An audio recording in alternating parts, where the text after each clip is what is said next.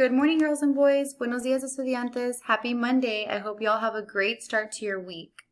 We will continue to learn about the story The Little House by Virginia Lee Burton. Continuaremos aprendiendo sobre la historia. Here we have pictures of the city and the country.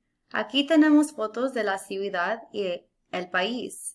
Remember, in the story, the little house takes place in both the city and the country.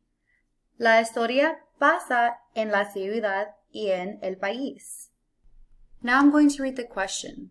The question says, what are some differences in these two pictures? La pregunta dice, ¿cuáles son algunas diferencias en estas dos imágenes?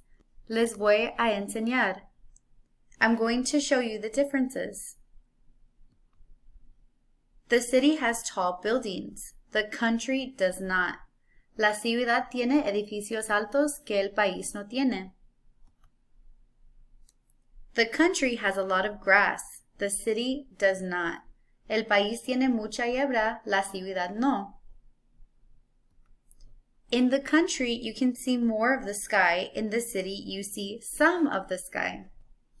En el país puedes ver más cielo. En la ciudad ves menos cielo.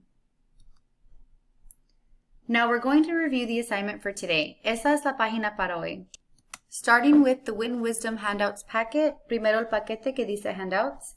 Here you will write and draw if you live in the city or country and add details to show where you live. Aquí vas a escribir y dibujar si vives en el país o en el ciudad.